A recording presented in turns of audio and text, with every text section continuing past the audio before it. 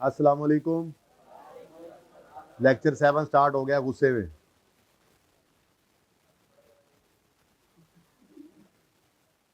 कल हमने क्या स्टार्ट किया था? एक्सचेंज। जर्नल एंट्री समझ आ गई थी? ये 2 सवाल 3 सवाल पहले करेंगे, फिर ये सवाल चौथा ये करेंगे, उसके बाद फिर अगला कुछ काम करेंगे। ठीक है, तैयार है सारे?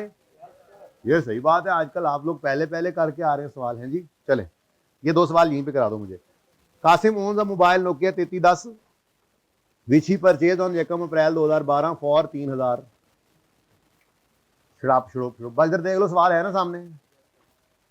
अब कोई 12 का कुछ महीने गुजरे, 13 गुजरा, यानी कि 1 साल और 9 महीने गुजरे थे कि 1 अप्रैल 14 पे वो हफीज सेंटर का चक्कर लगाने गया Qasim. Where he saw a Samsung Galaxy, he said, oh what a beautiful mobile it is, it has a fair value of, यानी किसकी फेयर वैल्यू? सैमसंग गैलेक्सी की फेयर वैल्यू कितनी है? He immediately decided to exchange the old sick mobile with the, उसने उसी में फैसला कर लिया कि मैं इसको एक्सचेंज कर लेता हूँ। The fair value of old mobile was 1200। तो फिर इसको मुझे बताओ, चलो खैर, resultantly he paid 48,800 for new mobile, rate of depreciation is 10%। पास करें journal entry for exchange on 1 अप्रैल 2014। ठीक है, तो मैंने आपको एक तरीका सिखाया वारदात का कि जर्नल एंट्री पहले लिख लिया करो। पूरी एंट्री, पूरी सारी फिगर नहीं भी मिलेंगी तो जो मिलेंगी उसके नंबर तो है ना। ठीक है, अब सिंपल डिस्पोजल हो तो एंट्री क्या होती है? अक्यूमुलेशन डेबिट, कैश डेबिट, एक लाइन छोड़ के एसेट क्रेडिट। स्टेप वाइज लिखने की तो अब जरूरत नहीं है ना, याद हो गया ना। नहीं तो स्टेप वाइज बोल दिया करो, जैसे एसेट अकाउंट को क्रेडिट करते हैं तो एसेट क्रेडिट लिख दिया आपने, एक को डेबिट करते हैं वो लिख लें, कैश डेबिट करें और एक लाइन खाली, टॉप पे भी कर सकते हैं खाली एक लाइन, कोई मसला नहीं। अब एक्सचेंज में क्या हुआ था, जाने वाला एसेट तो वैसे ही गया था, एसेट क्रेडिट, उसकी एक्यूमुलेटेड एक्शन डेबिट, लेकिन कैश डेबिट भी हो सकता है, क्रेडिट भी हो सकता है। अगर आपने अपना अच्छा एसेट देकर कोई हल्का एसेट लिया है तो कैश मिलेगा, और अगर आपने अपना हल्का एसेट देकर अच्छा एसेट लिया है तो कैश रिजल्टेंटली पे करना पड़ता है। ये दोनों चीजें हो सकती हैं। तो कैश रिकॉर्ड किया तीसरे स्टेप में उसी तरह से, लेकिन एक नया स्टेप आपने ऐड किया था, क्या? हाँ जी, ये एक्सचेंज की ट्रांजैक्शन एज अ होल पूरी ही तब होती है जब पुराने का जाना और नए का उसी ट्रांजैक्शन में आना रिकॉर्ड होगा। ओके, तो फिर एसेट अकाउंट डेबिट होगा आने वाले एसेट की कॉस्ट से, जिसको निकालने के लिए 3 सिनेरियोज हमने पढ़े थे। ठीक है, तो यही आपका बड़ा इंपॉर्टेंट कॉन्सेप्ट है जो वो पूछता है अक्सर आईके, जब भी एक्सचेंज पूछता है ये लाजमी ही पूछ रहा है। ठीक है, एक सवाल में आपको दिखाया भी था, फिर जब सवालों में जाएंगे तो आप देख भी लेंगे। ठीक है, फिर एसेट रिकॉर्ड कर लेंगे और गेन लॉस को पीएनएल में फेंक देंगे। अब इसका मतलब एंट्री हम लिख सकते हैं, ऊपर छुपाऊं जरा एंट्री, एंट्री क्या है जरा बोलो? Accumulated action debit, asset new की कॉस्ट से डेबिट, एसेट ओल्ड की कॉस्ट से क्रेडिट, कैश डेबिट या क्रेडिट और गेन लॉस। ठीक है, तो चलो फिर मैं यूं कर लेता हूं जी, तरतीब में मैं तरतीब जरा स्टेप्स वाली रखता हूं। एसेट अकाउंट को क्रेडिट करेंगे हम ओल्ड की कॉस्ट से। ठीक है जी, फिर इसकी अक्यूमुलेटेड डेप्रिसिएशन को डेबिट करेंगे। अब जाहिर है अक्यूमुलेशन तो ओल्ड की होनी है ना, उसके साथ लिखने की जरूरत नहीं है ना कि ओल्ड, नए की, नया एसेट आया साथ डेप्रिसिएशन लाया है जी, एडा कालू मदारी है जी। अच्छा जी, ओके, तो एसेट अकाउंट से पुराना एसेट गया, लेकिन उसकी एक्यूमुलेशन को भी हमने किताबों से निकाल दिया। कैश, हमारी इस एग्जांपल में पढ़ा है कैश पेड आ रहा है, तो कैश क्या हो गया? क्रेडिट, कैश अकाउंट क्रेडिट हो गया, कैश क्रेडिट हो गया, लेकिन नया स्टेप कौन सा आया था? तो एसेट अकाउंट डेबिट होगा न्यू की कॉस्ट से, न्यू एसेट की कॉस्ट से। मैं न्यू कॉस्ट लिख देता हूं, नई कॉस्ट का, ये नई कॉस्ट नहीं है, मतलब नए एसेट की कॉस्ट। ठीक है जी, और बैलेंसिंग फिगर गेन भी हो सकता है, लॉस भी हो सकता है, वी विल सी। अब ये एंट्री लिख लेने का फायदा ये है कि जो समझ में आएगा, नजर में आएगा, वो लिख देंगे, उसके नंबर मिल जाएंगे। पूरी जर्नल एंट्री कटिंग करके गेन लॉस निकलने पर ही नंबर नहीं मिलते। जिसने एसेट अकाउंट को सही क्रेडिट किया इस जर्नल एंट्री में, उसको उसका नंबर मिलेगा। अगर ये 2 नंबर की जर्नल एंट्री है तो 0.5 मसलन उसका था, वो 0.5 मिलेगा, अकाउंटिंग है। ओके चलो अब शुरू हो जाओ। 3310 खरीदा था 3000 का, ये इसकी क्या है कॉस्ट ऑफ ओल्ड आ गई, क्रेडिट करते हैं, चलो एक फिगर मिल गई 3000, ठीक है। और अब जब ये इसकी कॉस्ट निकल गई है तो इसकी एक्यूमुलेशन भी निकाल लेते हैं, क्या ख्याल है। तो रेट ऑफ डेप्रिसिएशन है 10%, सवाल चुप हो तो स्ट्रेट लाइन यूज किया करते हैं, ठीक है। अच्छा खरीदा कब था 1 अप्रैल 12 को, और बेच कब रहे हैं एक्सचेंज की शक्ल में 1 जनवरी 14। अब स्ट्रेट लाइन मेथड है तो भाई शॉर्टकट से काम चलेगा नहीं चलेगा, बिल्कुल चलेगा, बल्कि दौड़ेगा, ठीक है। तो ब्रैकेट में ही मैं तो कहता हूं काम कर लिया करो, अलग से क्या वर्किंग करनी। तो आपके एसेट की कॉस्ट थी, इसको डेप्रिशिएट करना है। अब अगली बात ये हम यहां पे कर लेते हैं छोटी सी वर्किंग 1, अगर ये जर्नल एंट्री रिक्वायरमेंट है तो फिर ये वर्किंग 1, ठीक है। 1 अप्रैल। अच्छा अब देखो एक मसला है, ईयर एंड कहीं नहीं लिखा हुआ, असल में ईयर एंड की जरूरत नहीं थी ना, ईयर एंड की जरूरत नहीं थी, तो कोई बात नहीं, डायरेक्ट मंथ भी गिन सकते हो आप, 9 महीने 12 वाले कैलेंडर ईयर में और 13 वाले कैलेंडर के पूरा साल, तो एक साल और 9 महीने 1.75 ईयर्स बनते हैं। ऐसे ही है, ऐसे ही डायरेक्ट लिख दूं या 1 पॉइंट, जी बताइए आंसर 5। अच्छा अब वैसे ही ना, अगर इतनी सी बात ही सामने हो तो मैं ये बता सकता हूं कि हमें अपने इस एसेट के बेचने पर गेन आ रहा है या लॉस। देखो ना 3000 और 525 को जरा नेट करें तो बुक वैल्यू आ जाएगी। 3000 क्या है एसेट की कॉस्ट, 525 एक्यूमुलेटेड डेप्रिसिएशन, नेट करें तो बुक वैल्यू कितनी आती है 2475। 2475 वाली हमारी चीज की फेयर वैल्यू कितनी लगाई अगलों ने, लॉस आ रहा है, लेकिन हमने ऐसे नहीं निकालना होता लॉस, हम जनरल एंट्री पूरी करेंगे अपनी और गेन या लॉस निकल आएगा, ठीक है। हाँ भाई आखिरी रो में क्या बातें कर रहे हो आप हाइब्रिड में, भाई मेहरबानी करो यार, हाइब्रिड हैंड आउट चाहिए।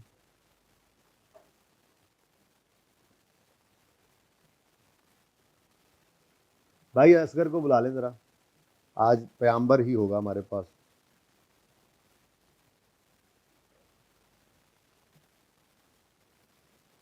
अच्छा जी न्यू की कॉस्ट आनी है यहाँ पे, जल्दी से बुला ले उन्हें, कहीं इधर ही रहें, हाइब्रिड में बैठे जाके।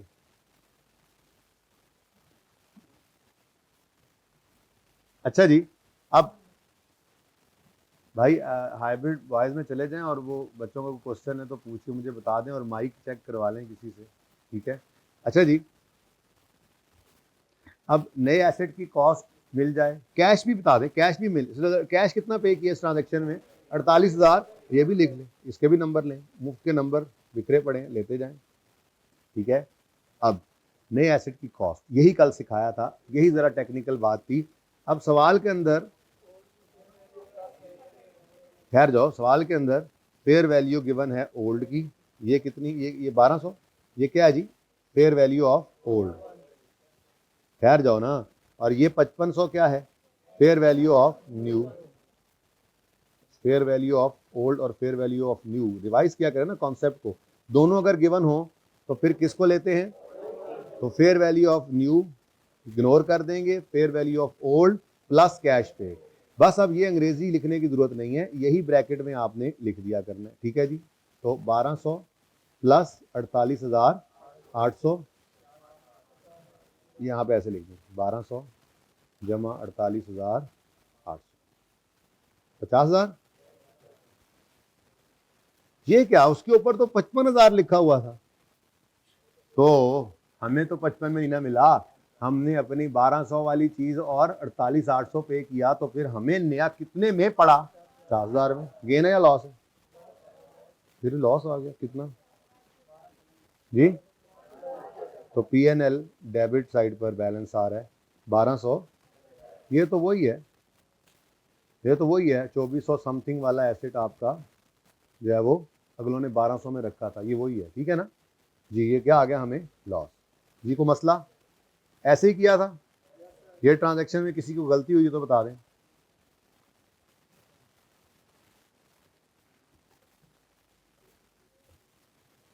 भाई ये टैक्स वाली क्लास में भी नहीं चल रहे माइक। चलो भाई उससे पूछ के आ जाओ मसला क्या है बच्चे को, जो मसला है अपना खुद हल कर सको तो कर दो, कोई सवाल है तो फिर मैं आ जाता हूँ, मैं मुंह से नया लेके आ जाऊंगा, टेंशन नहीं लेनी तुझे, ठीक है। अच्छा जी, क्वेश्चन नंबर 41, एक नई कार ले रहे हैं और एक्सचेंज में बदले में 2 पुरानी कार दे रहे हैं, कोई मसला नहीं। पहले सबसे क्या करेंगे, एंट्री लिखेंगे, accumulated depreciation debit, asset debit, फिर एसेट क्रेडिट और कैश क्रेडिट, ये जनरल एंट्री होनी है, ठीक है। गेन आप बता दो, 48,800 जमा 3,000 कितना बनता है। क्रेडिट साइड हैवी हो गई तो बैलेंसिंग फिगर फिर डेबिट साइड पे पड़ रही है, तो पीएनएल में डेबिट क्या चीज होती है, लॉस या गेन। आप पता है क्या सोच रहे हो, 55 वाला एसेट हमें 50 में मिला, नहीं नहीं ऐसी कोई बात नहीं, हमें पड़ा कितने में है वही कॉस्ट है, हमारे लिए 55 रेलेवेंट ही नहीं रहा। कॉस्ट का मतलब क्या है, हमें एसेट कितने में पड़ा, सैमसंग गैलेक्सी आपको कितने में पड़ा है, तो आपने उसी पर ही इनिशियल मेजरमेंट कॉस्ट पे करनी, यही तो लड़ाई है कि fair value of old given हो तो फेयर वैल्यू ऑफ न्यू को साइड पे कर देते हैं, यही तो कॉन्सेप्ट है। लॉस तो आपको गेन या लॉस तो देना है पुराने एसेट में जाके, नया एसेट आते साथ कोई गेन लॉस नहीं देता, ये ऐसे ही है जैसे ट्रेड डिस्काउंट होता था, किताबों में आने से पहले ही वो चीज निकल गई। बात समझ आ रही है, लिस्ट प्राइस 55 लिखी हो, आपको तो 50 का मिला है ना, तो इसलिए आपकी इनिशियल मेजरमेंट किस पे हो रही है, कॉस्ट पे, और वो कितनी है 50, 55 है ही एग्जिस्ट ही नहीं करता। Got it. लॉस या गेन किसने देना है, पुराने एसेट में जो आपकी किताबों में था, और बुक वैल्यू थी उसकी 2400 समथिंग आपने बोली, तो वो 2475 आई थिंक, 2475 वाली चीज की 1200 का कीमत लगी, ये है वो जो नुकसान आपको दे देगा, ठीक है, समझ आ गई।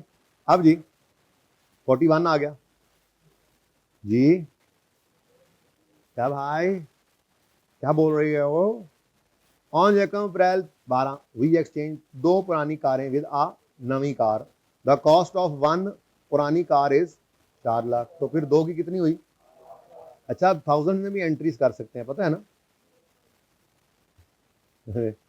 जी, कितना 800 कॉस्ट है, हाँ कॉस्ट है, मैंने क्या कहा, पुराने की कॉस्ट एसेट अकाउंट में से क्या कर दिया आपने, क्रेडिट, ठीक है जी।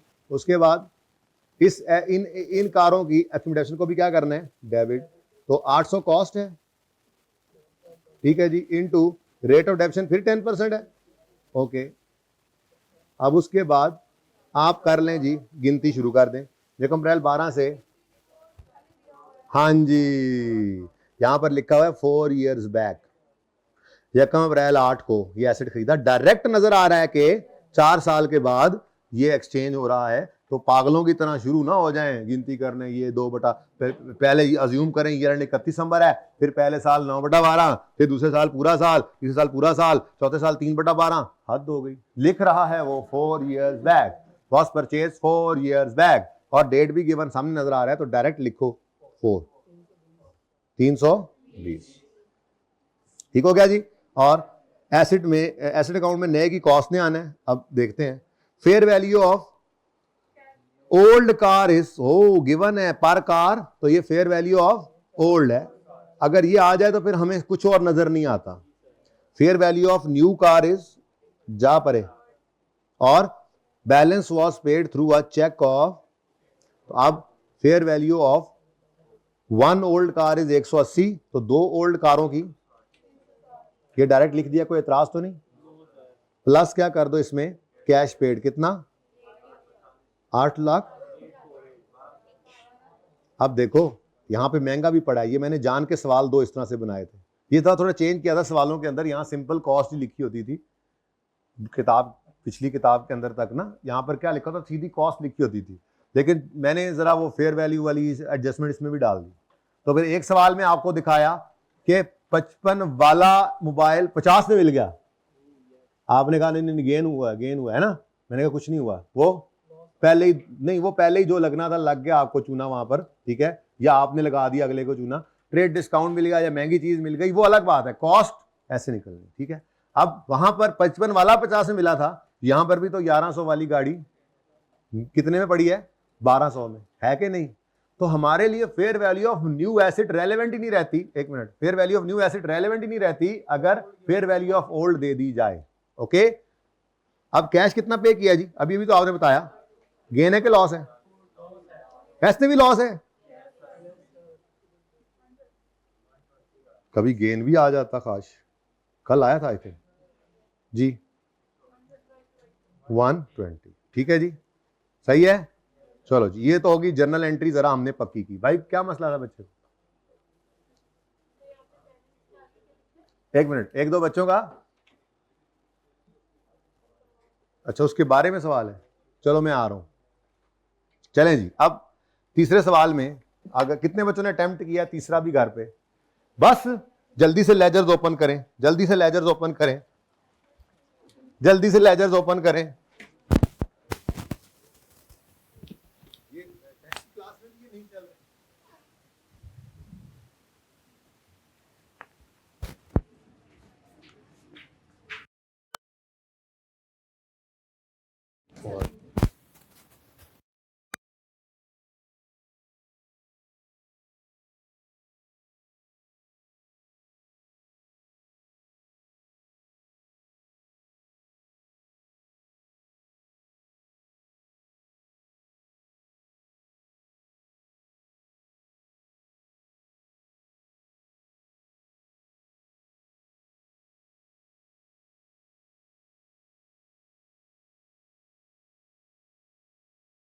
भी अभी तक हैं 2-3, इनकी ना कोई 10-15-20 कॉपियां हो आपके पास, वो बस दोनों हाइब्रिड में भी घूम लो। यहाँ पे किसी के पास हैंड आउट नहीं तो बताएं, दोनों दोनों में से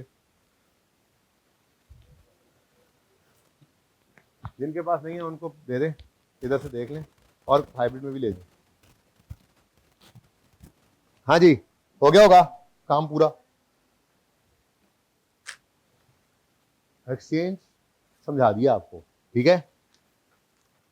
लेजर में बस प्रेजेंटेशन दिखानी है, और आपको मसला कहां आया होगा ये भी मुझे पता है। नहीं नहीं, क्या रेट ऑफ डेप्शन नहीं है? हो यूजफुल लाइफ गिवन होगी, तो कोई बात नहीं, मैं डाल देता हूं। बंदा भूल जाता, ठहरो देखूं तो सही में असल सवाल में क्या था। चुप कर जाओ, वो मैंने आपको बताया ना कि मैंने इन तीनों सवालों के अंदर, नहीं वो अलग बात है, मैंने इन तीनों सवालों में ना ये एडजस्टमेंट्स को जरा इस तरह से चेंज किया है, वो सीधी सीधी कॉस्ट गिवन होती थी, तो हो सकता है मैंने वो एडजस्टमेंट डिलीट करके दोबारा जब लिखी तो साथ ही कहीं रेट भी गायब हो गया हो। अभी देख लेते हैं, no problem at all.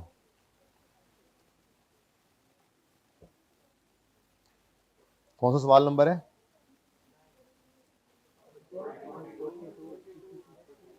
O aeroplane ना बनो भाई, चुप हो जाए ना, आपस में ना बोला करें, बाजियां भी चुप हो जाए। तू कौन सा? ये रहा, ऊपर है, इधर ऊपर है, अच्छा जी ये देखें, वो देखे ना, देखा ना, इस एडजस्टमेंट को मैंने बदला था ना, सीधी कॉस्ट गिवन थी है ना, तो मैंने एडजस्टमेंट तो बदल दी लेकिन रेट भी साथ चला गया। अभी रेट है 10%, ओके डन, दिखा दिया आपको। वो यार बुक में भी डलवाने के लिए दे दिया था, उनको भी बता दूं। रेट इज 10%, चुप भी हो तो स्ट्रेट लाइन मेथड ही होता है, ठीक है जी। कुछ दोस्त जो है ना वो स्ट्रेट लाइन वाला, वो रिड्यूसिंग बैलेंस वाला फॉर्मूला भी स्ट्रेट लाइन पे लगा रहे होते हैं, पता नहीं क्यों। वो जो कॉस्ट इंटू 1 माइनस रेट, पता नहीं कल भी एक बच्चे ने मुझे पकड़ लिया, आज भी, खुदा दा खौफ करो, कुछ होश दे नेल्स लो। हाँ जी, बस यही मसला था, शुक्र है कोई मसला था, वरना ये सवाल भी आप कर आते तो बोर हो रहे होते। अब फटाफट मेरे साथ मिलके करेंगे तो सही, ठीक है जी।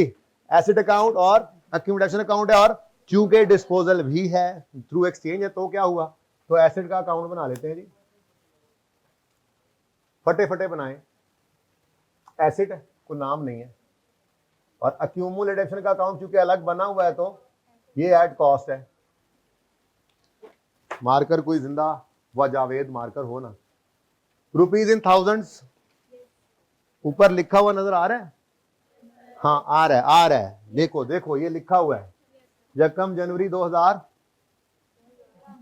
15 ब्रॉड डाउन 1000 में 200, ऊपर मैंने लिखा हुआ है। हाँ ये होता है, लेकिन पर्चे में नहीं आप लोगों ने ऐसे कर है, एग्जामिनर को दिखाना है आपने जी। उसके बाद एक ही एडिशन है, एक ही डिस्पोजल है, छोटा सा ही लेजर बनेगा। ये लेजर लूजर को नहीं बनते, हम नोट बनाते हैं, एक्सट्रैक्ट्स बनाते हैं, लेकिन बुनियाद तो यही है, यहीं से ही चीजें बन रही होती हैं बेटा। वर्किंग में बनाते हैं, मतलब कहने का ये है कि लेजर्स वो रिक्वायर नहीं करता, प्रिपेयर लेजर ये नहीं कहता। अब वो प्रिपेयर कराएगा नोट, प्रिपेयर कराएगा फाइनेंशियल स्टेटमेंट्स, लेकिन उसकी बैक पर यही तो है, जर्नल एंट्री, लेजर, ट्रायल और फिर फाइनेंशियल स्टेटमेंट्स। तो बुनियाद तो वही है, बस इसको आहिस्ता आहिस्ता डायरेक्ट कर लेंगे चीजों को, लेकिन वर्किंग्स में हमेशा हम लेजर ही बनाएंगे। कोई टॉपिक ऐसा नहीं, मेरा नहीं ख्याल आपको मिलेगा जिसमें लेजर के बगैर आपकी जो है वो जान छूटेगी। लेजर हर जगह हम बनाएंगे, ठीक है, बट वो वर्किंग्स में हुआ करेंगे, एज अ रिक्वायरमेंट ये लेजर अब नहीं आया करता, ठीक है। पता नहीं ये क्यों कह रहा हूं मैं, ऐसे दिल कर रहा था। अक्यूमुलेटेड डेप्रीसिएशन, यकम जनवरी 15 पे ब्रॉड डाउन टू सी, देखो ऊपर रुपीज इन 1000 लिखा हुआ है ना। ओके ये है मेरे बच्चे, अब ट्रेन होते जा रहे हैं, ये वजह अब समझ लग गई है। डिस्पोजल एक ही है,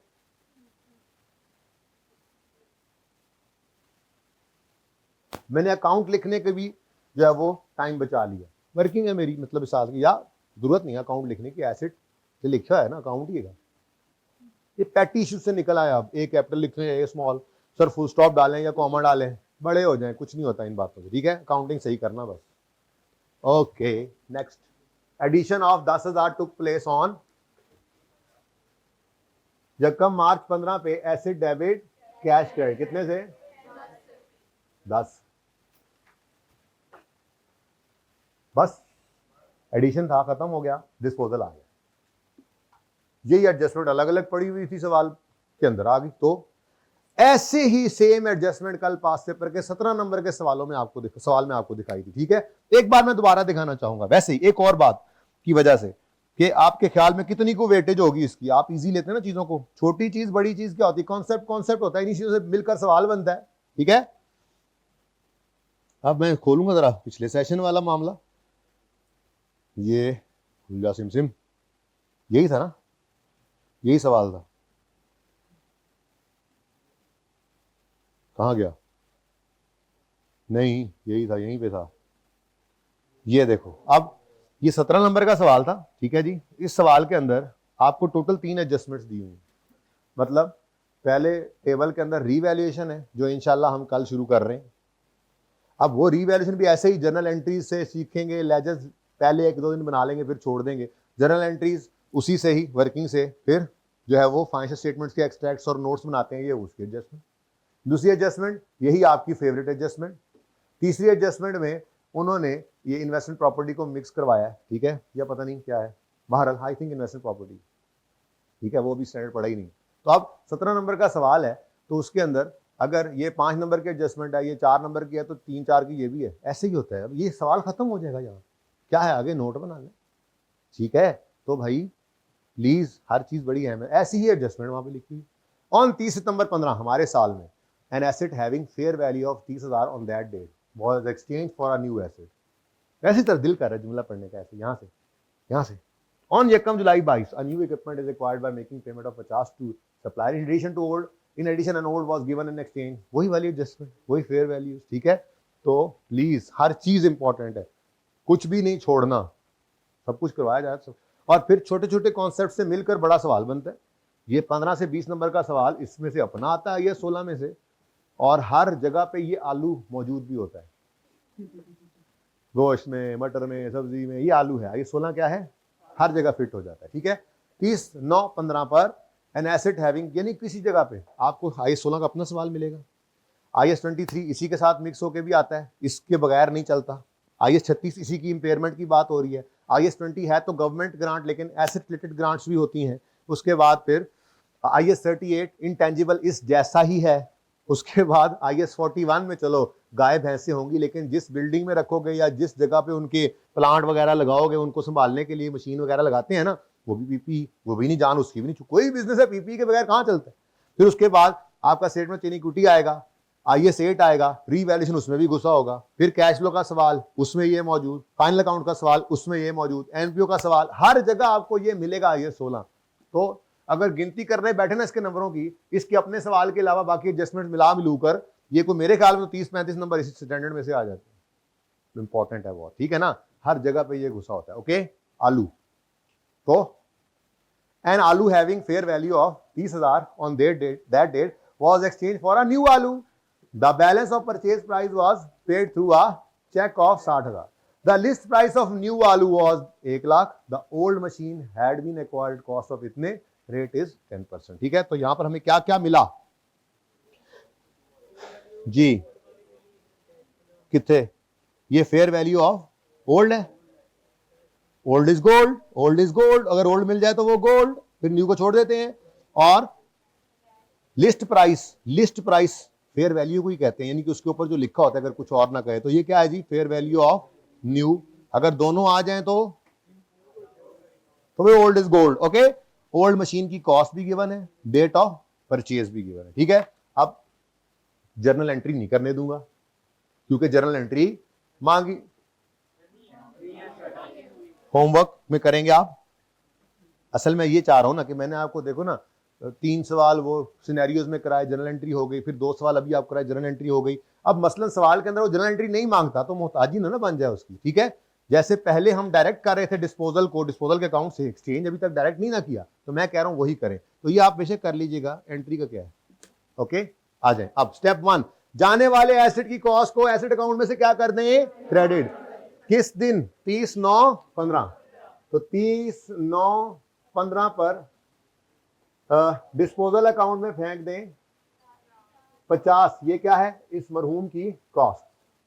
यहां से क्रेडिट करके डिस्पोजल अकाउंट में आपने क्या कर दिया, 30/9/15।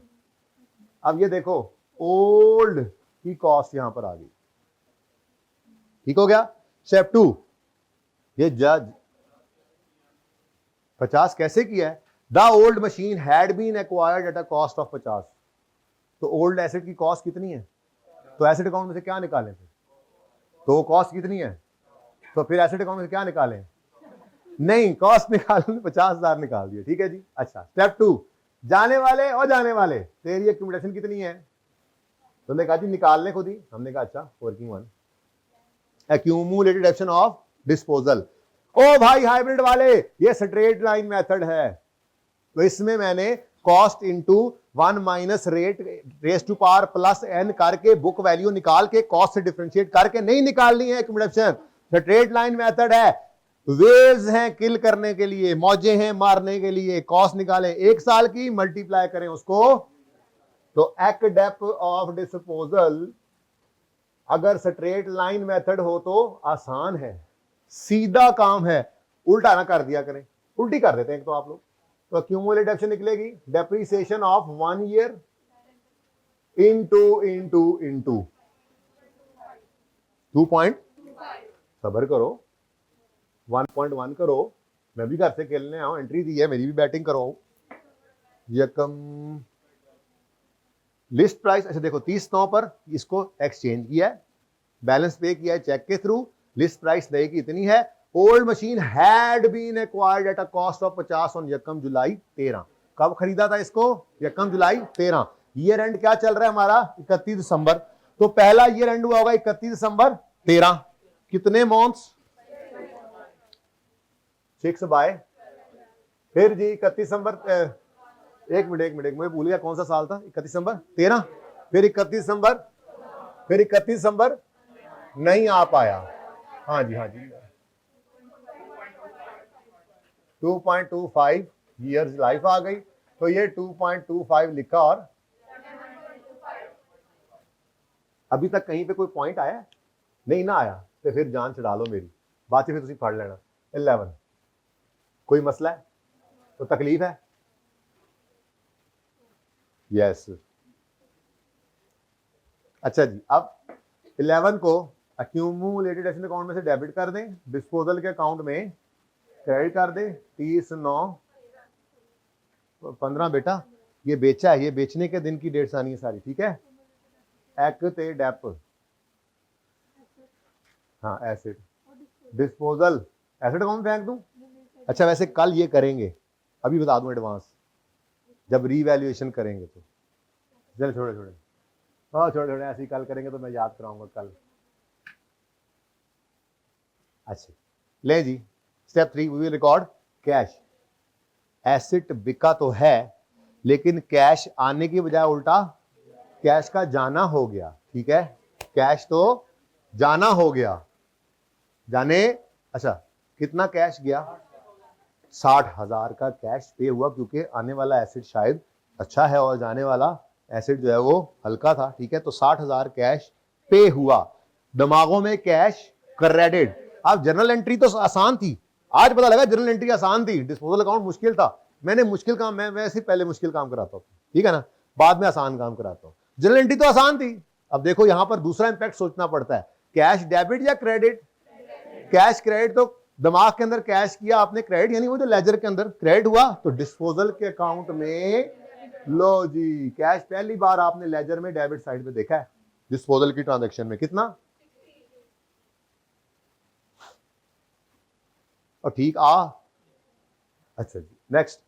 अब पहले तो स्टेप 3 में कैश लिखते थे और स्टेप 4 में गेन लॉस आ जाता था, लेकिन वो सिंपल डिस्पोजल होता था, यानी डिस्पोजल थ्रू सेल, या कोई चोरी चोरी होगी आग लगेगी तब भी वही सिंपल। ये तो एक्सचेंज है, इसमें एसेट पुराना जा भी रहा है और एट द सेम टाइम नया एसेट आ भी रहा है, तो फिर आने वाले एसेट और आने वाले एसेट तुम्हें हमने रिकॉर्ड करना है तुम्हारी कॉस्ट पे। उसने कहा अच्छा मेरी कॉस्ट तो फिर तुम्हें निकालनी पड़ेगी क्योंकि फेयर वैल्यू दोनों की गिवन है।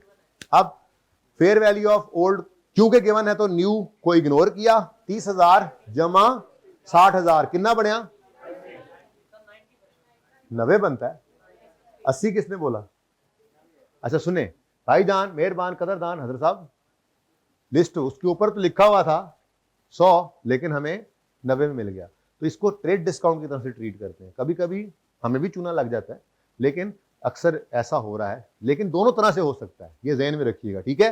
Fair value of new irrelevant जब फेयर वैल्यू ऑफ ओल्ड आ गई, ठीक है, क्योंकि IAS 16 ने कॉस्ट के बारे में लिखा हुआ है कि कॉस्ट क्या है? Fair value of asset given, यानी या तो कैश गिवन या fair value of consideration given, ठीक है। तो fair value of consideration given, fair value हमने एसेट भी दिया है कैश भी दिया है, तो दोनों चीजें आ गई, एक कैश जो दिया, दूसरा जो एसेट दिया उसकी फेयर वैल्यू, गॉट इट। तो फिर कैश, ये कॉस्ट ऑफ न्यू ये निकालनी है। इसको एसेट अकाउंट में क्या करना होता है? डेबिट, और डिस्पोजल अकाउंट में क्या करना होता है? अब यहां पर और इसका क्रेडिट यहां पर पड़ना है, इसी ट्रांजैक्शन का हिस्सा है। इस जर्नल एंट्री में इसको लिखा था, गेन लॉस निकाला था फिर, ठीक है ना, ट्रांजैक्शन पूरी नहीं होती इसके बगैर, ठीक है। तो यहां पे हमने लिखा 30/9/2015। इधर देखो फेयर वैल्यू ऑफ ओल्ड कितनी है plus cash paid, answer is, अब जी ये 90 मैंने डेबिट किया एसेट अकाउंट में और ये 90 मेरा क्रेडिट हो गया। अब यहां पर तो मैंने लिख दिया एसेट और यहां पर लिख दिया न्यू, यानी न्यू की कॉस्ट, डेट भी लिख दी। अब यहां क्या लिखूं? अब इस डिस्पोजल से कभी परेशान ना हो जाना, ओए डिस्पोजल लिख रहे हैं और एसेट आ रहा है, असल में एक्सचेंज की ट्रांजैक्शन है तो एसेट तो आया ही है, एसेट तो आया ही है, एसेट अकाउंट डेबिट हो रहा है, लेकिन इसके बदले में कैश नहीं पे हुआ, बल्कि डिस्पोजल अकाउंट में जाकर देखें 90 का एसेट है तो कैश सिर्फ 60 पे हुआ है। ये कोई ऐसी ट्रांजैक्शन दो एसेट्स को, मतलब दो को मिलाकर एक का जाना दूसरे का आना, इस तरह से इसको एडिशन भी लिख सकते हैं आप, कोई आपको मना नहीं करेगा, लेकिन आई वुड सजेस्ट कि आप डिस्पोजल ही लिखें, ये ना हो कि आपसे डबल एंट्री गलत हो जाए। बस इस डिस्पोजल से परेशान नहीं होना। ये डिस्पोजल दरअसल क्या है? डिस्पोजल थ्रू एक्सचेंज है ना, तो ये एक्सचेंज की ट्रांजैक्शन में ये एसेट निकला है, एसेट अकाउंट में ये एसेट आया है। एक्सचेंज की ट्रांजैक्शन के अंदर एसेट की डेबिट साइड पे डिस्पोजल लिखे होने से परेशान नहीं होना। ये उस एक्सचेंज की ट्रांजैक्शन में जिसमें पुराना एसेट डिस्पोज हुआ है उसी में बदले में नया एसेट आया भी है। अगर बहुते तंग हो रहे हो तो इसके आगे ब्रैकेट में आप लिख लो अपने पास एडिशन, अपने लिए समझने के लिए, मुझे तो कोई मसला नहीं है, ठीक है। ये एक चीज इसके अंदर थी सीखने वाली, कोई मसला कंफ्यूजन तो नहीं है? हाँ जी, गेन लॉस, लॉस फिर लॉस। हाँ जी, कितना है, कितना ये कितना बनया 110, ये कितना बनया, ठीक है। अच्छा जी, अब 101 तो भी 30 9 15 PNL। क्या बेटा क्या कही जा रहे हैं, ये तो एरोप्लेन्स बन गए हैं। 8.75 कैसे निकल सकता है मेरा, कहाँ है 0.5, सर के पास तो 11 है, तो सर को जवाब जो देंगे वो 9 ही देंगे। मैं यही तो समझाना चाह रहा हूं आपको, और सबक भी है ये। सबक क्या है, पर्चे के ऊपर अगर आपने ये लिखा है ना तो कैलकुलेटर वाला आंसर ना लिखाना पर्चे में, फिर इसी का ही आंसर लिखना है। खैर अभी तो मैंने ये लिख दिया है ना यार, 8.7 सही वही है, लेकिन अब राउंड हो चुका है जी। हाँ जी, disposal is over and out. अब क्या रह गया, बस एसिड का अकाउंट भी क्लोज हो गया। क्लोज कर सकते हैं, बिल्कुल कर सकते हैं, लेकिन अभी नहीं करेंगे, एंड पे ही कर लेंगे यार। ये अभी क्लोज नहीं कर सकते क्योंकि अभी इस साल की डेप्शन कैलकुलेट करना बाकी, ठीक है। तो फिर वर्किंग नंबर 2, जगह नहीं बदलता मैं, ये एकोमोडेशन निकालने की जगह है, ये डेप्शन एक्सपेंस निकालने की जगह है, ठीक है, ताकि दिमाग में ये नक्शा बन जाए। फिर कभी जाकर बड़े सवालों में तो पीपी का नोट जैसे आएगा तो उसमें आपने डेप्शन एक्सपेंस की कैलकुलेशन करनी होगी, तो ये दिमाग में आपके नक्शा होगा, तो बस वही छोटी सी वर्किंग कर लेंगे, नहीं लिखेंगे एडी अंग्रेजियां, on opening excluding disposal, bracket में बस लिखें, वर्किंग करें। पर तब तक लिखते रहें जब तक मैं लिखवाता रहूं, याद करवा रहा होता हूं ना। तो डेप्रीसिएशन एक्सपेंस की फिगर निकालनी यहाँ पे हमने, और हम निकाल रहे हैं डेप्शन expense for the year ended 31 दिसंबर 2015 ही, ठीक। ऑन ओपनिंग एक्सक्लूडिंग, अब लाल से काला हो चुका है, ये किसी दिन मिट भी जाएगा, मतलब सिर्फ ऑन ओपनिंग लिखें और पता होना चाहिए डिस्पोजल है तो माइनस करना, ठीक है। अब मेथड कौन सा है, तो स्ट्रेट लाइन मेथड में ओपनिंग बुक वैल्यू लेंगे, cost, opening cost of all minus opening cost of disposals. अब जो बाकी बच गए उन पर रेट लगा दें, और लाइफ क्यों हो तो राइट लाइफ से डिवाइड कर दें, ठीक है। नेक्स्ट ऑन, चलो ये भी पूरा कर ही दें। अब ओपनिंग कॉस्ट ऑफ ऑल कितनी है, 200, इसको तो कुछ नहीं ना करना, फिर माइनस कर दें, तो 200 माइनस 50 इंटू 10%, आंसर इज 15, ठीक है जी। उसके बाद ऑन एडिशन, तो एडिशन में पहला एडिशन जो है वो, पहला मतलब एक ही तो है, बस एक ही तो है, हाँ, 10 इंटू 10% इंटू 10/12 जी, 8, 0.8। शर्म तो नहीं आती आप लोगों को 0.8 बोलते हुए इधर मेरे बोर्ड पे, कहा तो है राउंड अप कर दो। हाँ जी 1, और बोलो। अच्छा अब बस ऑन डिस्पोजल है जी, तो ऑन,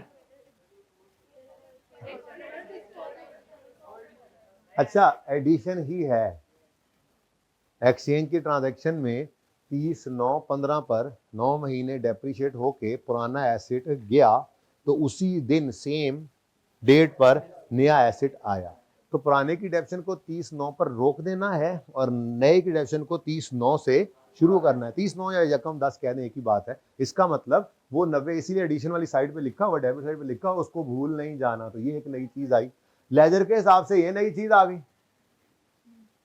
लेजर्स के हिसाब से, और डेप्शन के अंदर ये नई चीज आ गई एडिशन। ये एडिशन ही है, एक्सचेंज की ट्रांजेक्शन, पुराना एसेट गया नया आया, इंटू 2.25 आप रख लें, 54 आप रख लें, ठीक है जी। उसके बाद डिस्पोजल ऑन एक ही है, 50 इंटू 9/3.4 3.75 4। अब इधर देखें, इधर देखें, पुराना एसेट 9 महीने डेप्सिट होकर निकल गया, इसकी डेप्शन यहाँ पे रुक गई, नया आ गया तो उसकी आगे से डेप्शन शुरू हो गई, पूरा साल ही डेप्रिसिएशन आ गई इस ट्रांजेक्शन के हिसाब से, ठीक है जी। Total 20 depreciation expense, debit accumulated depreciation, credit working 2 से 22 जी। क्लोजिंग बैलेंस बता दें 31 दिसंबर 15 पर 250 और accumulated depreciation में 91। एक्सट्रैक्ट्स बनाने की कोई ज़रूरत मैं महसूस नहीं कर रहा, सिंपल मैं ज़बानी बता देता हूँ। पीएनएल के अंदर डेप्रिसिएशन आएगी 22 की और लॉस ऑन डिस्पोजल आएगा 9 का, दोनों ही एक्सपेंस लॉस, ठीक है। उसके बाद बैलेंस शीट के अंदर 250 माइनस 91 कितना बनता है भाई? बैलेंस शीट में एसेट्स की बुक वैल्यू नजर आती है ना, ठीक है। तो 250 माइनस 91 159 की बुक वैल्यू बैलेंस शीट के फेस पे पीपी के सामने नजर आएगी। बन गया एक्सट्रैक्ट, ठीक है।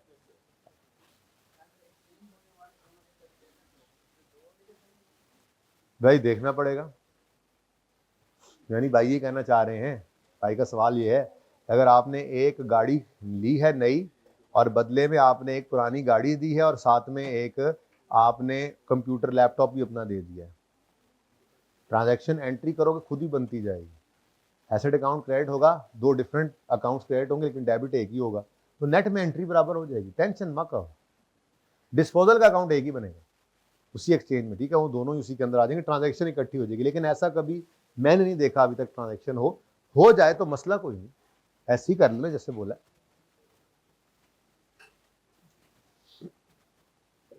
हाँ जी, आ जाए जी अब अपने असली सवाल पे। ये सवाल हुआ, इसमें तो रेट गिवन था। क्या हुआ फिर? अच्छा सुनो, एक छोटी सी एग्जांपल है, जरा सुनो, छोड़ो सवाल बाद में कर लेंगे, एग्जांपल है।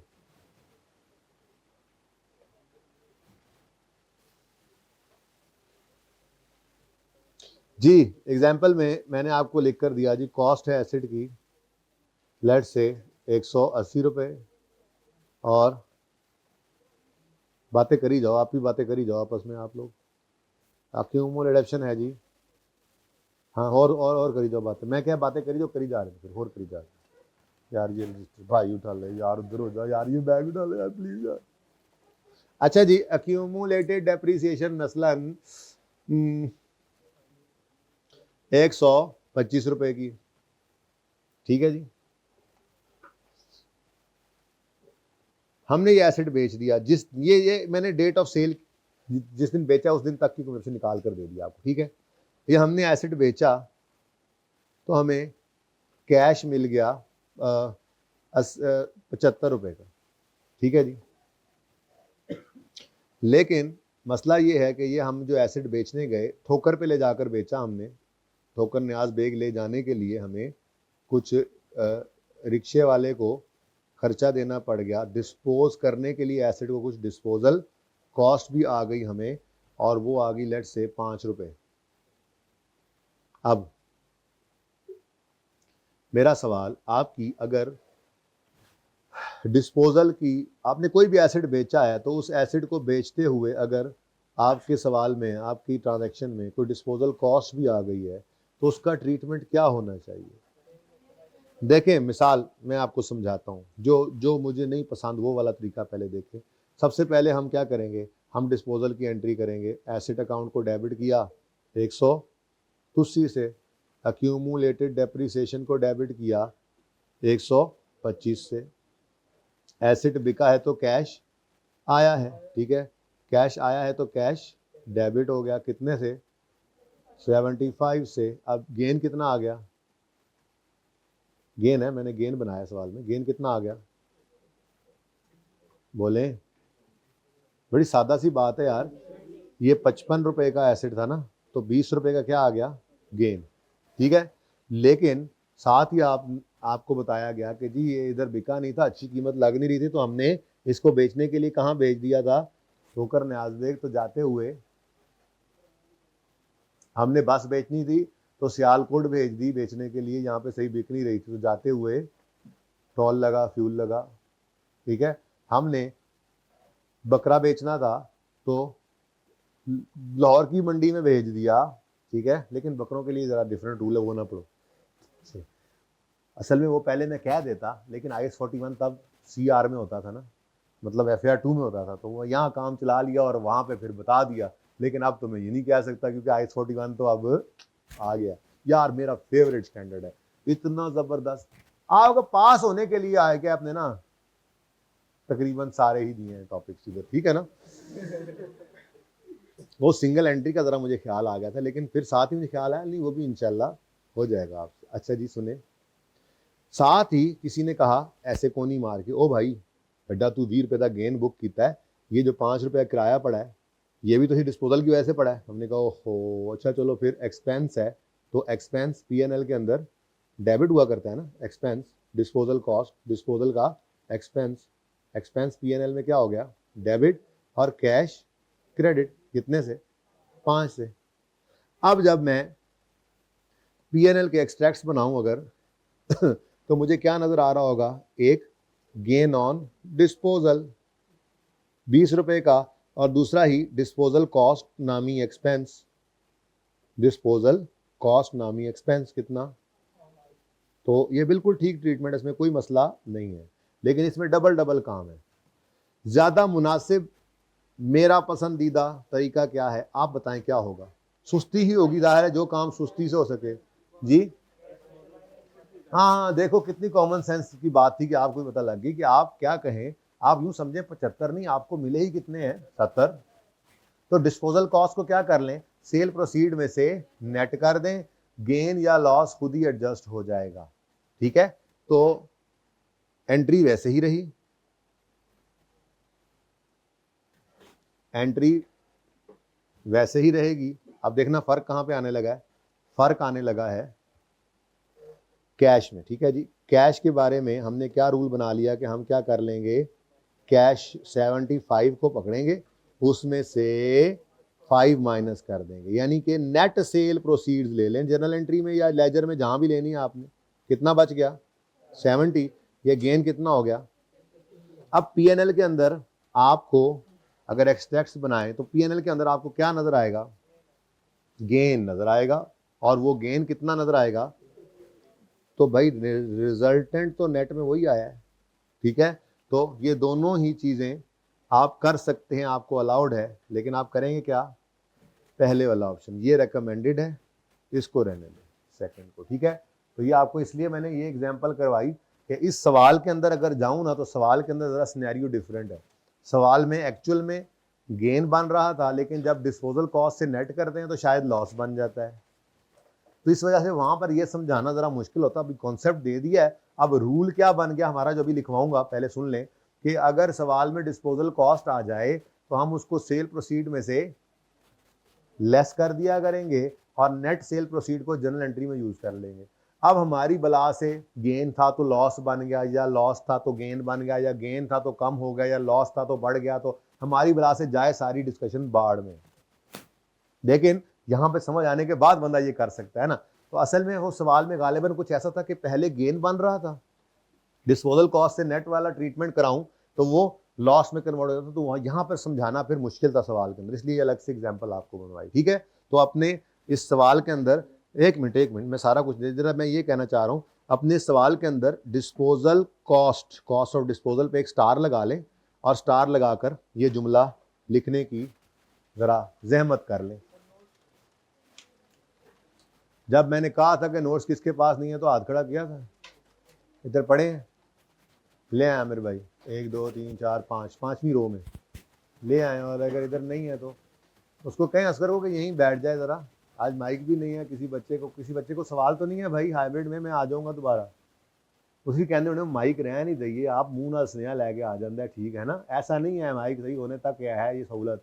बोलो को सवाल है तो मैं आ जाता हूँ, मेरे लो जवाब जे जी भाई, हैंड आउट भिजवा दे, कोई बात नहीं भाई, कोई बात नहीं है तो लिख लो, रजिस्टर पे लिखो ना। क्वेश्चन नंबर कौन सा है जी, क्वेश्चन नंबर 9। ये पास पेपर का सवाल है ना, तो अपने रजिस्टर पे क्वेश्चन 9 की हेडिंग तो दे लिया आपने, उसी पर ही रजिस्टर पे ही ये रूल लिखो। लिखो जी सारे, अगर सवाल में डिस्पोजल कॉस्ट गिवन होगी, जहां मर्जी लिखो भाई, अपने हाथ पे लिख लो, घर जब तक मिट जाए मुझे फिर भी कोई मसला नहीं। सज्जे खब्बे सवे दोते थले रजिस्टर पे कहीं पे भी लिख लो, बस एक ये टेबल पे बेंच पे ना लिखना कि ये यहीं यहीं रह जाएगा, और एक हाथ पे ना लिखना वो घर जब तक मिट जाएगा। अगर सवाल में डिस्पोजल कॉस्ट गिवन हो तो हम उसे सेल प्रोसीड्स में से लेस कर देते हैं, कर देंगे, देते हैं नहीं, जरूरी नहीं, ऑप्शन है। हम उसे सेल प्रोसीड्स में से लेस करके, अगर सवाल में डिस्पोजल कॉस्ट गिवन हो तो हम उसे सेल प्रोसीड्स में से लेस करके, हैंड आउट जिसके पास नहीं हाथ खड़ा कर रखे, तो हम उसे सेल प्रोसीड्स में से लेस करके नेट सेल प्रोसीड्स को, net of what, disposal cost, ठीक है ना, नेट सेल प्रोसीड्स को journal entry slash disposal account, जहां पे जो भी आप कर रहे हैं जर्नल एंट्री या डिस्पोजल अकाउंट में इस्तेमाल कर लेंगे। इधर आगे भी है भाई, जनरल एंट्री या डिस्पोजल अकाउंट जो भी कर रहे हैं, जनरल एंट्री कर रहे हैं तो उसमें यूज कर लेना, डिस्पोजल अकाउंट मांगा तो उसमें जनरल एंट्री या डिस्पोजल अकाउंट में इस्तेमाल कर लेंगे, ऐड नहीं करेंगे, इस्तेमाल करेंगे, ठीक है। यानी हमने क्या करना है, हमने कैश को ही नेट ऑफ डिस्पोजल कॉस्ट कर लेना, तो ऑटोमेटिकली वो क्या कर लेगा, हमारे गेन लॉस को एडजस्ट कर लेगा, ठीक है। कैसे करेगा, ऑटोमेटिकली, ठीक है ना। तो दो एंट्रीज नहीं करनी पड़ेंगी, आसानी से काम हो जाएगा, याद रहेगा। अच्छा जी, ये इस सवाल के अंदर एक मामला था, एक मशीन हमने खरीदी थी और वो हमने बेची है, ठीक है, कोई मसला नहीं। एसेट की कॉस्ट तो वही है ना बेटा, हाँ नहीं, वो तो नया एसेट आ रहा है ना, हम तो जाने वाले एसेट की बात कर रहे हैं, डिस्पोजल की कॉस्ट जरूरी तो नहीं है आने वाले एसेट की कॉस्ट के साथ ऐड हो। भाई आप जैसे एक्सचेंज की ट्रांजेक्शन में फिर आप कोई बात कर सकते हैं, जाने वाले सिंपल डिस्पोजल में जैसे यहाँ पर लिखा हुआ है, ओल्ड एसेट में बेटा, एसेट बातें ना किया करें आपस में यार प्लीज। एसेट अकाउंट में पड़ा क्या है, ओरिजिनल कॉस्ट ही पड़ी, तो वही निकालोगे, एक चीज वहां पड़ी नहीं, वहां से निकाल कैसे रहे हो आप, ठीक है। एसेट खरीदते हुए डिस्पोजल की कॉस्ट थोड़ी ना ऐड कर ली थी आपने कि वहीं पे पड़ी होगी, तो बस जो कहा है वो करना है, ओके। एसेट की कॉस्ट तो ओरिजिनल जिस दिन खरीदा था उस दिन वाली पर पड़ी होगी, वही निकालेंगे, उसमें कैसे ऐड कर सकते हैं, ठीक है, सादा बात। डिस्पोजल कॉस्ट अगर आ जाए तो बस सेल प्रोसीड में से नेट करके जो पहले करते आ रहे हैं वही करते जा रहे हैं, ना एंट्री बदलेगी, ना लेजर बदलेगा, कुछ भी नहीं बदलेगा, ठीक है, ना वक्त बदलेगा, ना जज्बात बदलेंगे, ना हालात बदलेंगे, संडे नाइट की तरह से नहीं होगा जी। अच्छा जी, दूसरी बात, इस सवाल के अंदर एक और मसला भी था, और वो मसला क्या है कि एक मशीन हमने एक्वायर की है 1 जनवरी 14 पे, जिसकी बुक वैल्यू 31,935 है 1 जनवरी 17 पे, ठीक है। अब मसला ये है कि हमारा इस बुक वैल्यू से तो काम नहीं चलना, उसकी वजह क्या है, उसकी वजह ये है कि एसेट अकाउंट कॉस्ट पे बन रहा है और अक्यूमुलेटेड डेप्रिसिएशन अलग पड़ी है, तो मशीन के अकाउंट में से जाने वाले एसेट की कॉस्ट ही निकल सकती है, क्योंकि जाने वाली मशीन की उसमें पड़ी ही क्या है, कॉस्ट। अगर हमने बुक वैल्यू ही माइनस कर दी यही वाली, तो ये तो सवाल क्या हो जाएगा। तो ये एक चीज है जो इस सवाल में सिखाई जाती है, शायद किसी और जगह पे एक आध बार इस्तेमाल हुई हो, वैसे ही करता नहीं है, बस सिंपली कॉस्ट दी होती है, ठीक है।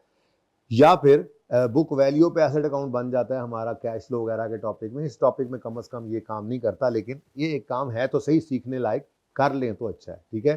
तो क्या है जी, सवाल के अंदर दूसरा मसला, एक चीज मैंने ये सिखाई आपको यहाँ पे डिस्पोजल कॉस्ट, दूसरा क्या है मसला इसमें मसला क्या है, हाँ नेट बुक वैल्यू गिवन है, ये मसला नहीं है, मसला ये है कॉस्ट गिवन नहीं है, ठीक है।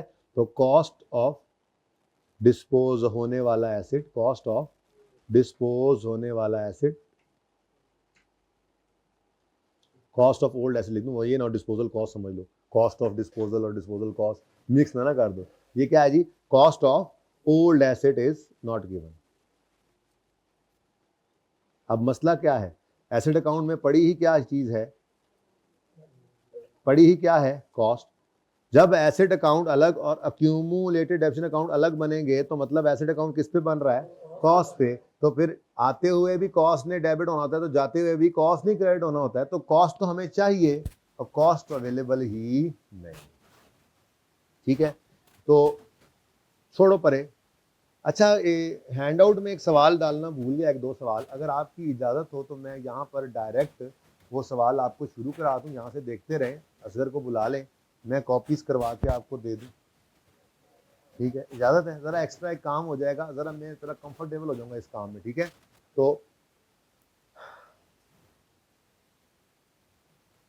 मैं भूल गया, अभी एकदम से मेरा दिल कर रहा है, हालांकि इस सवाल के अंदर भी ये काम हो सकता है डायरेक्ट, कोई मसला नहीं है, बट मैं चाह रहा हूँ कि दो सवाल पहले वो वाले करके आपको सिखा दूँ और उसके बाद फिर ये सवाल बोर्ड के ऊपर कर लें। ठीक है भाई, ये प्रैक्टिस क्वेश्चन होते थे दो हमारे, ठीक है, जिनमें वो कॉस्ट मिसिंग होती थी।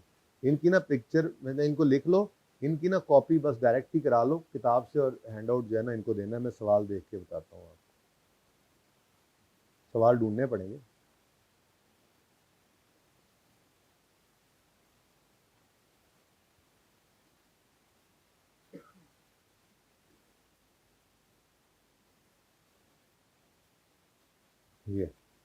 ये इन्हीं के साथ छेड़खानी देखो लास्ट टाइम भी की थी। ये इनके साथ क्या लिखा मैंने, इम्पॉर्टेंट, ये किताब बस आ गई थी ना, ज़रा लेट हो गई है किताब। ठीक है, कुछ तब्दीलियाँ सिलेबस में थी, तो ज़रा थोड़ा ज़्यादा काम उस पर करना पड़ा और कुछ मेरे आने की देर थी। तो ये 11वां और 12वां सवाल भी एक ही समय पे है, इसको कॉपी कर लेना। ठीक है, प्रैक्टिस क्वेश्चन का है, तो ये सवाल करते हैं फिलहाल, यहीं से आप देख लें। ठीक है, बोर्ड मिटा दें आगे।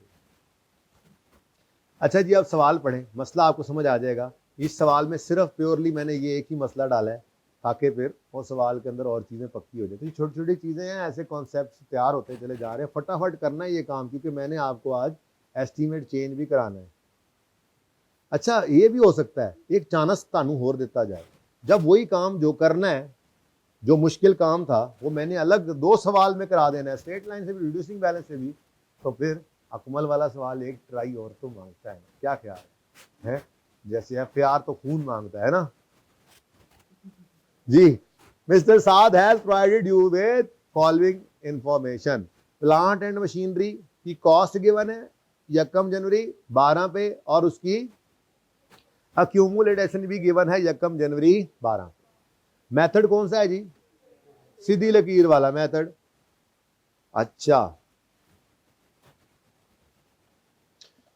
Following is the addition, is only एक एडिशन है, मेड फॉर द ईयर, और एडिशन आ गया 1 फरवरी 12 पे 70, during the year a plant purchased on पुरानी बात having book value of 15,000 is sold on 31 March 2012।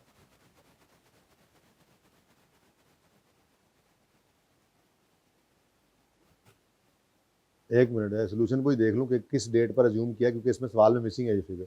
ये कौन सा सवाल नंबर था, 11वां था ना मेरा, एक मिनट देख लें ताकि फिर मैं या चेंज कर दूं या इसको ऐसे ही लिख लें। WDV कितनी WDV गिवन थी, अब वो तो नजर भी नहीं आएगा, कौन सा सवाल था, 11, ये रहा। ठीक है, स्ट्रेट लाइन से चल रहा है, मैं यूं नहीं चलना चाह रहा। Book value at the date of, at the time of disposal. ठीक है,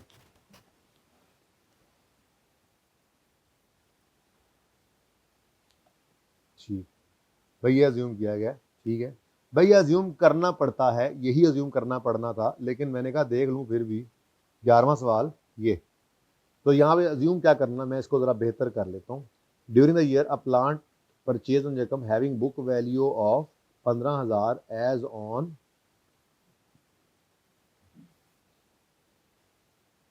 as on 31 March 12 is sold on 31 March 12। ये जरा ये अजम्पशन होती है खामोशी केस में, ठीक है ना, लेकिन मैंने जरा पहला सवाल था तो इसको ऐड ऑन कर दिया। ठीक है, एज ऑन 31 मार्च, यानी जिस दिन बिका है उस दिन की बुक वैल्यू है। अब आपके वाले सवाल में पता है क्या मसला आना है,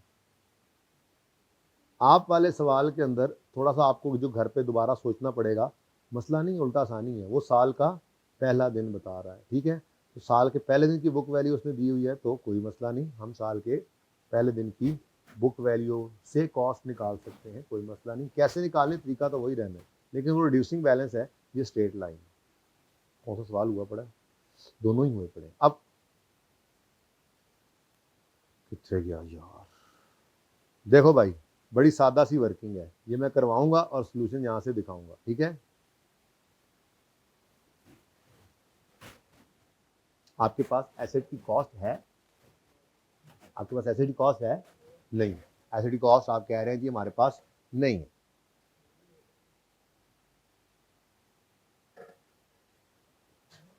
आपको एसेट की कॉस्ट चाहिए है या नहीं चाहिए? अच्छा, क्यों चाहिए है? क्योंकि एसेट अकाउंट में से क्रेडिट किसने होना है? जरा सफा तैयार करते करते मैं थोड़ा टाइम पास कर लिए सवाल सूल करके। अब मामला कुछ ऐसे है, अगर मैं बात करूं तो डेट, डिस्क्रिप्शन, ऐसी तरह ये बना रहा हूं इस फॉर्मेट में, और एसेट। एसेट का नाम क्या है? प्लांट। बोलो, ये किस दिन खरीदा था प्लांट? ये किस दिन खरीदा था प्लांट, बताइएगा। ये प्लांट किस दिन खरीदा था? हो सर सवाल है ही नहीं हमारे पास, कैसे बताएं? मैं बताता हूं। ये प्लांट खरीदा था हमने 1 जुलाई 2009। ओके, रेट ऑफ डेप्रिसिएशन है 20% और मेथड है सीधी लकीर वाला। तो 1 जुलाई 2009 पर हमने ये एसेट खरीदा, कितने का खरीदा यही तो पता नहीं है, यही तो कोई बात नहीं, हम इसको परसेंटेजेस में कैलकुलेट कर लेते हैं। ये तो कर सकते हैं, जिस दिन एसेट खरीदा था उस दिन उसकी कॉस्ट 100% थी। एम आई राइट? फिर जब आया ईयर एंड, हमारा क्या है सवाल के अंदर? ईयर एंड है 31 दिसंबर ही है, ठीक है। तो 31 दिसंबर 2009 जब आया होगा तो हमने डेप्रीशिएट किया होगा एसेट को 100 डिवाइडेड बाय, बोलो 100 डिवाइडेड बाय, है लाइफ नहीं गिवन, नहीं रेट है, ओके कोई बात नहीं, 100 इंटू 20%। लेकिन ये तो 6/12 करना पड़ेगा नहीं करना पड़ेगा? अच्छा, बड़े इत्मीनान से आराम से सीखें इस चीज को, टेंशन नहीं लेनी, बस आराम सुकून से करते जाएं, क्योंकि सवाल का तो सोल्यूशन आपको मैंने दिखाया है, लेकिन काम की बात सिर्फ इतनी सी है। अब कितना आता है जी आंसर? 10 आया। बुक वैल्यू क्या आ गई? 90, सवारी 90 न 90, स्पीड 190 जी। उसके बाद 31 दिसंबर 2010 आया होगा, एसेट एक साल मजीद एप्शेट हुआ होगा, 90 इंटू क्यों 100 क्यों? स्ट्रेट लाइन मेथड है तो 100 इंटू, लेकिन अब फ्रैक्शन नहीं लगना, तो 20 की डेप्रिसिएशन आ गई, ठीक है जी, ओके। अच्छा, बुक वैल्यू कितनी बन गई? ये किस दिन की बुक वैल्यू है? 31 दिसंबर 2010 की। लोच, अच्छा अब हमारा साल रेलेवेंट है कौन सा? 12, हम 12 में है। और यार हल एक और साल चलो जी, फिर एक और साल गुजरा 11 वाला, 11 के एंड पे एसेट फिर डेप्रीशिएट हुआ और फिर 100 इंटू, बड़े आराम सीखना, जल्दी नहीं करनी हमने, ठीक है। शॉर्टकट भी है इसका, पता ही है स्ट्रेट लाइन में आपको शॉर्टकट है, लेकिन कॉन्सेप्ट की बात तो समझ ले। रिड्यूसिंग बैलेंस में भी लंबी बात पहले करके शॉर्टकट करेंगे, जल्दी नहीं करनी, क्योंकि कॉन्सेप्ट छोटा सा सिखाना है। सवाल तो आपसे ही करवाने हैं मैंने, लेकिन सवालों में नई चीज क्या है वो आराम से सीखे। मैंने एक सवाल पे जितना टाइम लगा उससे डबल टाइम में इसको सिखाने में लगाऊंगा। चीज छोटी सी है, सीखे कॉन्सेप्ट, ठीक है, सुकून से, जल्दी नहीं करनी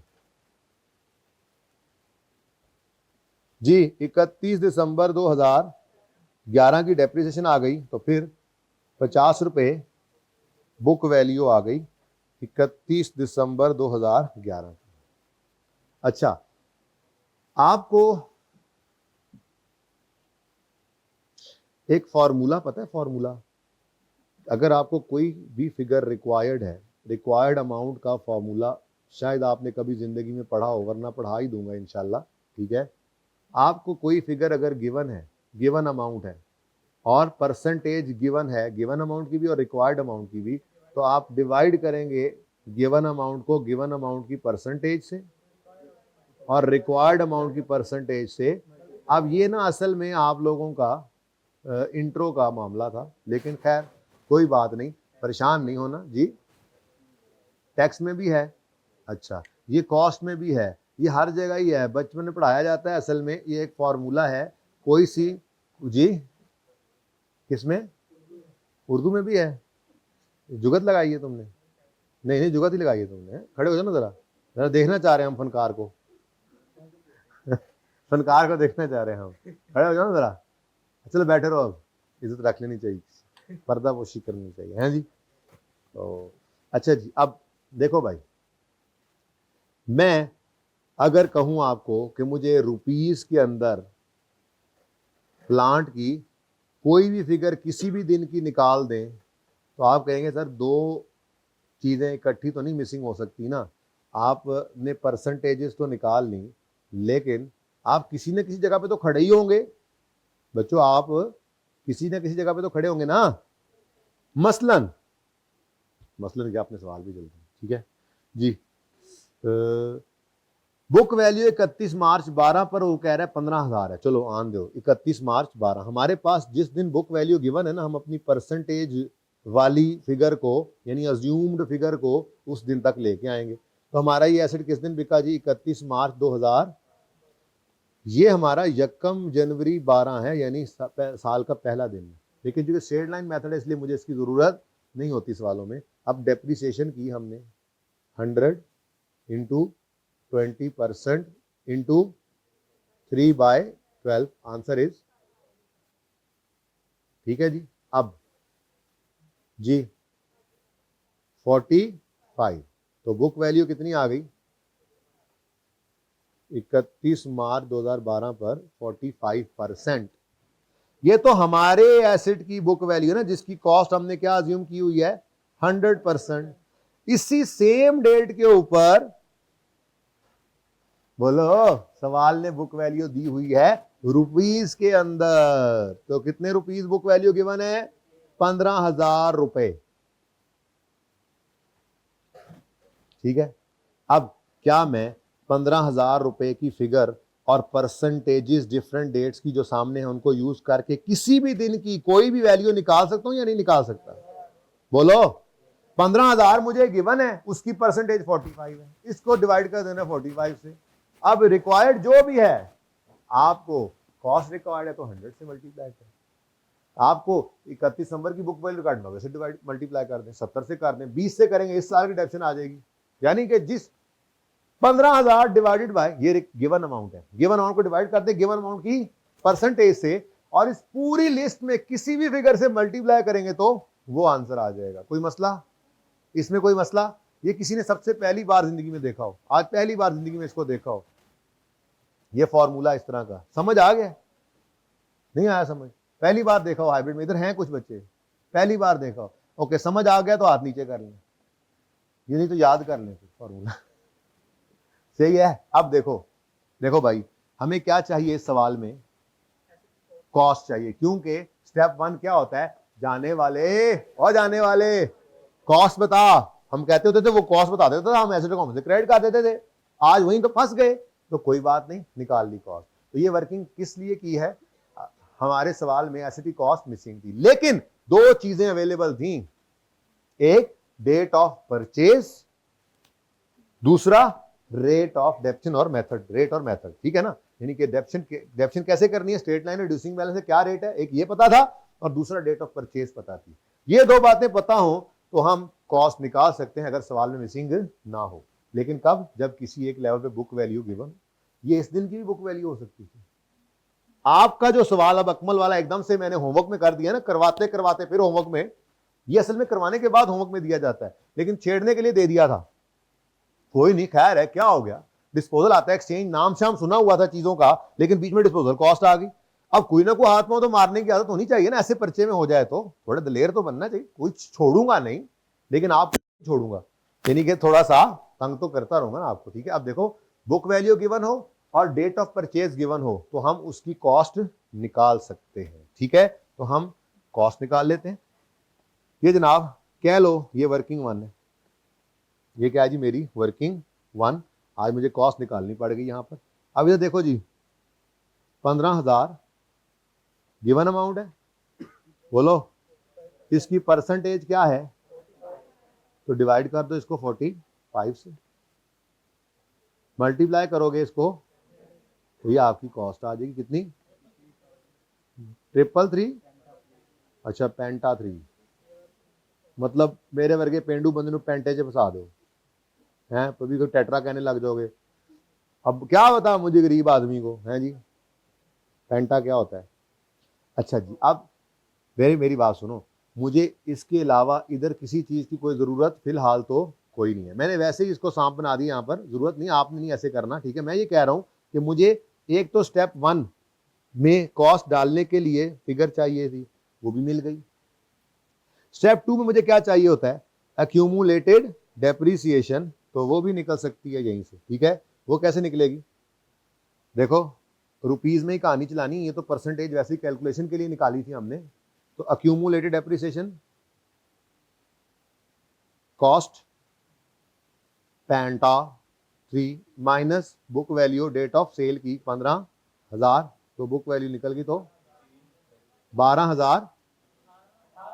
अच्छा डांगा काट लो, लो जी, तो ये सवाल अब आपका हो जाएगा, इसमें बचा क्या है, बड़े शोखे हो गए हो जाएगा, बचा क्या है, एहसान कर रहे हो मेरे पे। अब मेरे ख्याल में रिकॉर्डिंग काफी लंबी होगी है, कितनी देर की होगी, तो इस पार्ट 1 को यहाँ क्लोज कर दें ताकि पार्ट 2 फिर ये ना मैं 1 घंटा 15 मिनट का पार्ट 2 करने के लिए आपको, ओह सॉरी, तो पार्ट 1 यहाँ क्लोज करें। लेकिन लेकिन लेकिन ये पार्ट 1 क्लोज होते होते और पार्ट 2 शुरू होते होते ये लंबी की बजाय शॉर्टकट वर्किंग से भी ये काम कर लें, जरा जल्दी से जल्दी करें।